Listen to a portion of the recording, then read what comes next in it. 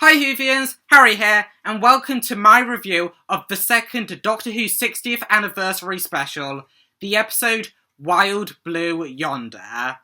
And this episode was bonkers. Now, I know I said that about the Star Beast, but this episode I think was even more crazy.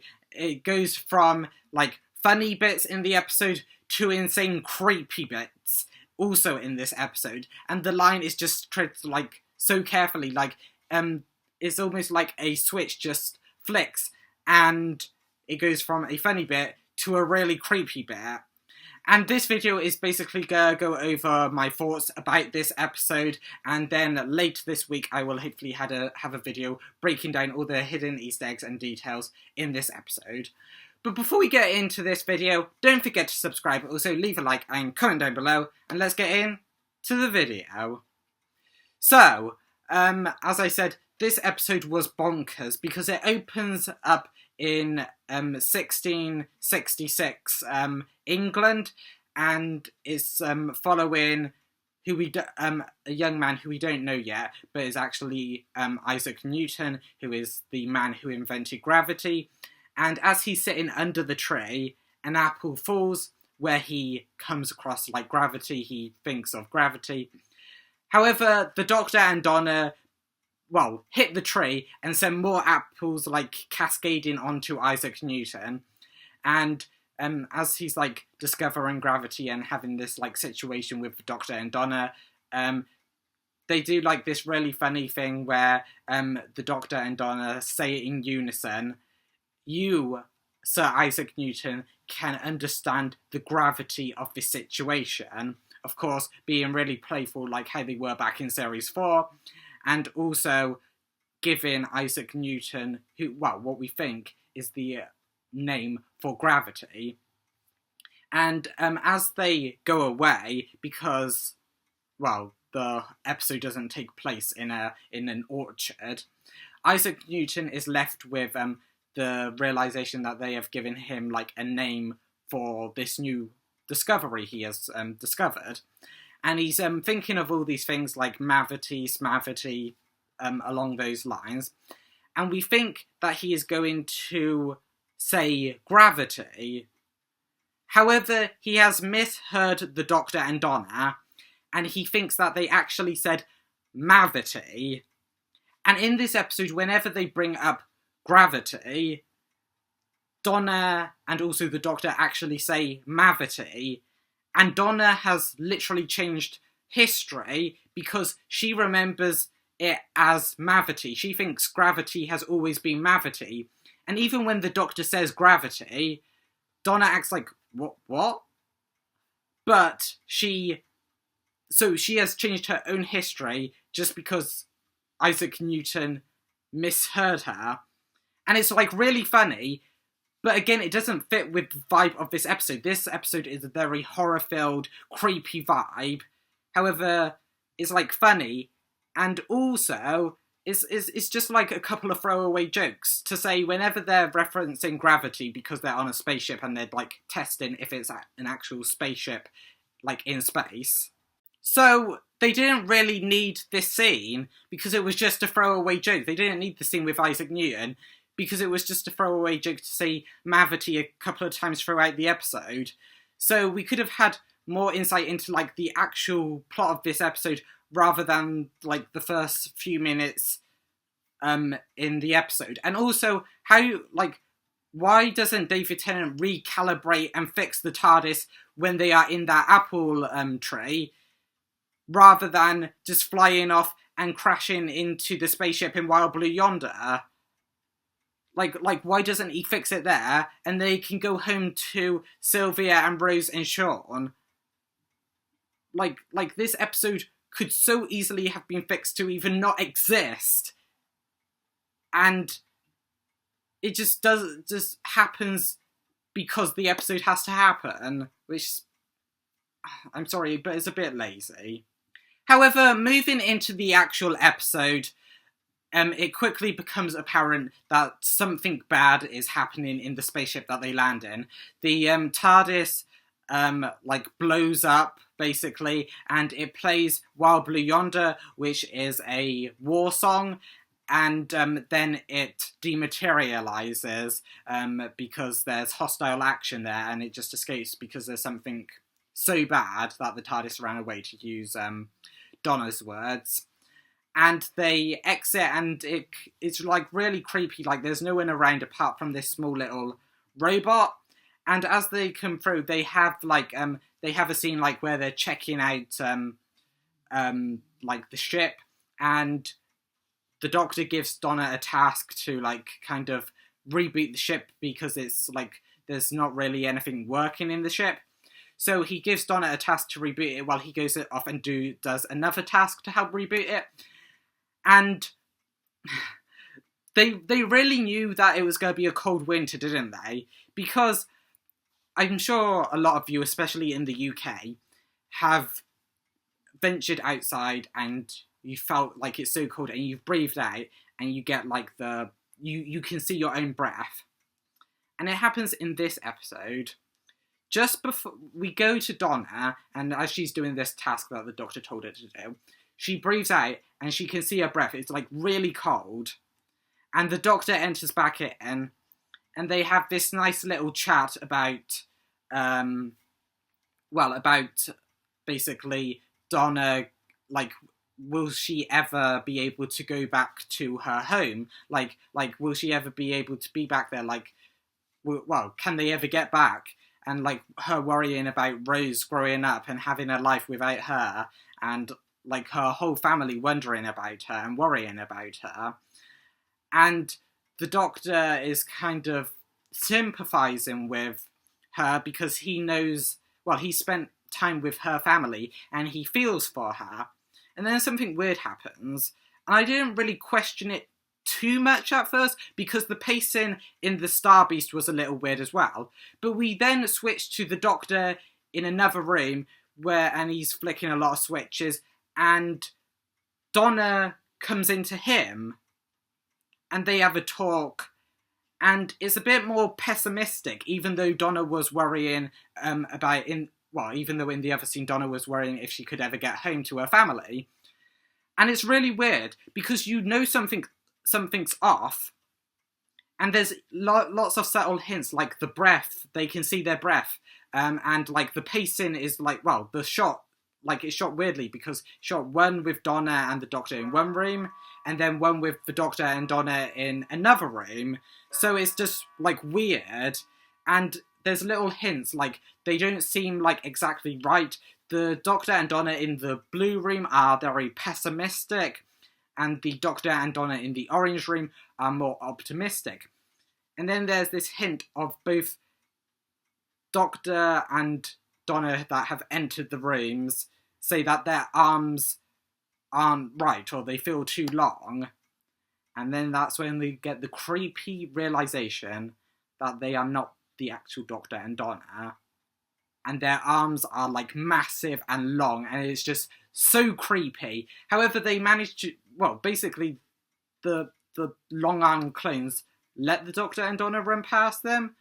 Don't exactly know why, because they try to keep them split up throughout this episode, and then they, like, the long arm clones emerge forward, and then something even creepier happens. As the clone Doctor retracts his arms to the right length, his jaw drops, and it's so creepy. And then the clone Donna, like, gets two knees in her one leg, and it's just so creepy. And it's a bit like the Almost People, and I think the reason why it is so creepy is it's definitely an uncanny valley effect. And I think that's what this episode was going for. I've seen some people say the CGI was ropey, but I think they wanted it to really feel like an uncanny valley effect, and just cause terror in the audience and also the Doctor and Donna. And we find out later that the clones want to cause terror in the Doctor and Donna. They need to absorb their memories, to become more like them. And the thing is, this kind of makes them seem a bit more of an underwhelming threat. Yes, they are terrifying to look at when they're doing the body dysmorphia, but we have a alien race, the Zygons, which appeared in the last big anniversary special of Doctor Who, which can get the memories straight away outright. So why do we have almost this B-Tech version in this episode? However, what I think is handled immensely well with these aliens is the fact that, they can easily trick the Doctor and Donna into thinking they are, the real Doctor or the real Donna, and like the long gap year between this time, the 15 years, certainly factors into that because they haven't talked to each other, haven't interacted with each other for 15 years, apart from the Star Beast. But, so that factors into it, which makes the aliens even more of a threat. And the more the Doctor actually thinks about this spaceship and what is wrong, the clone Doctor also learns at the same time as the Doctor. So the Doctor, by actually working it out, creates more of a problem because his clone version is also working it out at the same time. And when the real Doctor works it out, the clone Doctor can work it out. And even though the Doctor can try and stop the clones have the same information to stop the real Doctor and real Donna. So it just makes it immensely bad that the Doctor, one of the smartest people in the show, his intelligence is being used against him. And something as well in this episode that has like creepy clones in it that I think lends it well is a very claustrophobic feel. Even though the corridor is like massive, it still feels like a very claustrophobic feel because the only people we get in the main part of the episode are the Doctor and Donna. Of course they're clones, but they are kind of the Doctor and Donna as well. So that lends it to make it even more creepy. However, the thing is, this episode was overpromised and I think underdelivered because they kept saying that this is like nothing we have seen before. This is amazing. This is so good.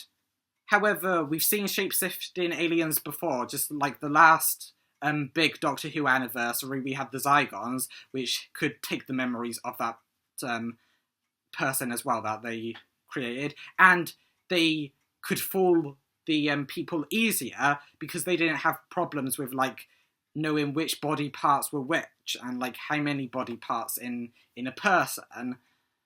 So again, the Zygons were probably better shapeshifters than the aliens we got. Also, it felt very much, the claustrophobic feel felt very much like Midnight. Of course, another Doctor Who episode which we got. So, like we've already had that claustrophobic feel. And the alien in that episode was maybe even more, it's still living out there. These aliens in Wild Blue Yonder are probably dead. Like, they were blown up. The alien in Midnight just got ejected back into its own habitat. So, again, we've kind of seen this before. And then also we had comedy in it where we definitely didn't need comedy. It was kind of like a high-stakes episode to keep the creepiness, and then you just throw in comedy bits at random intervals. It's not really a 60th anniversary special event, and it's definitely not an episode that we have never seen before, because there's bits of random Doctor Who episodes that we've already have chucked into this episode. And it overpromises, like, this is going to be insane, this is going to be crazy, this is going to be like nothing we've seen before, this is going to be the best Doctor Who episode ever. And it wasn't. I felt like the Star Beast was better than this episode. And that is just really underwhelming. And I think the thing is, nothing encapsulates this more than when the Doctor takes the wrong Donna into the TARDIS, because the TARDIS obviously leaves, and then it comes back before the episode is even resolved. The Doctor just suddenly thinks, oh wait, a time machine would know if the button gets pressed to destroy the ship or not. And it comes back before it happens. But why did the TARDIS go away in the first place if it knew that the ship would explode? Why? I know the Doctor speeds it up, but he only sped it up because the clones were working it out because they had the mind of the Doctor. So if the TARDIS had just been like, yeah, you can, I won't run away, you can come back into me, then none of this would have ever happened. But back to the thing, the Doctor takes the clone Donna into the TARDIS, thinking it's the real Donna, and you think there's this part where the Doctor is actually going to leave the real Donna to get blown up in the spaceship. However, you don't. You know Donna is going into a pit in the Giggle and go work with the Doctor. She's not evil in any of the Giggle trailers. So, you know she's not going to be actually left behind to be blown up. And what happens is true, because the Doctor realises his mistake, ejects the fake Donna, and picks up the real Donna. And it's just like, I mean, you knew Donna wasn't going to die in this episode, so why even dangle that? And I think another problem is, with the marketing, they didn't want to show any of this episode, and when they were, putting up the cast list, they said redacted a lot, and I think it was for the fake Doctor, the fake Donna, and Bernard Cribbins at the end of this episode, Wilfred Mott. They wanted to make this episode so secretive, I guess because it was just filmed in an enclosed set, so they could. It makes me think a lot of, if you think of WandaVision, Paul Bettany and Elizabeth Olsen teased an amazing cameo, and it was just revealed to be Paul Bettany playing a different version of Vision. And this episode is exactly the same. And people online torched that episode right at the start because there wasn't a cameo.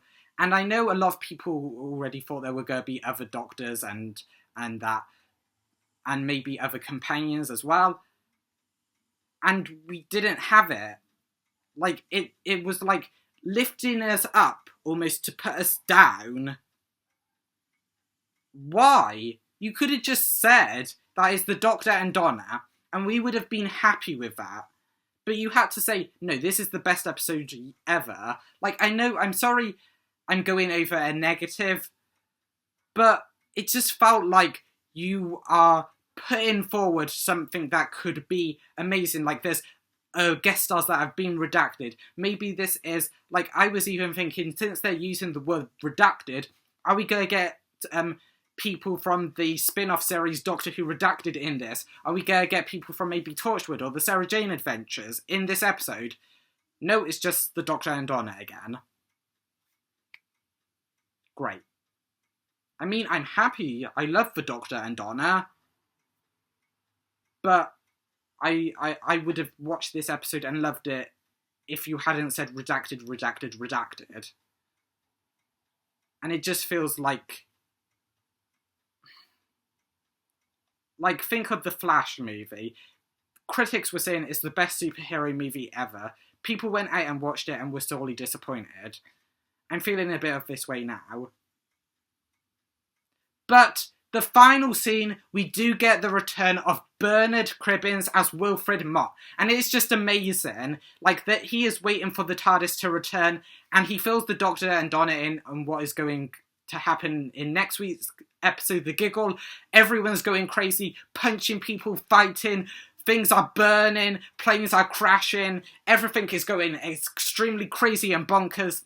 And I predict that next week's episode, The Giggle, will be insane and crazy and bonkers as well. And I just can't wait for it, because I predict I am going to get my heart broken by Donna and the 14th Doctor's departure in The Giggle.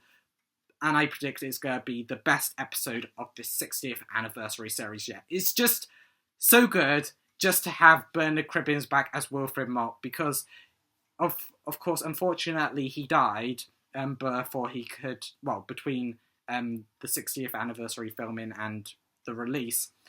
And it was just amazing that he even managed to film a couple of scenes. And I can't wait to see next week's episode. But overall, I think this episode was good. I would give it a 6 out of 10, less than the Star Beast. But again, I just feel like they overpromised and overhyped with this episode. But let me know what you think down in the comments below. Did you like this episode? Do you think I was too unfair on it? Or do you think I judged it rightly? Let me know what you think of this episode. And also, if you like this video, don't forget to leave a like. Also subscribe and share it out.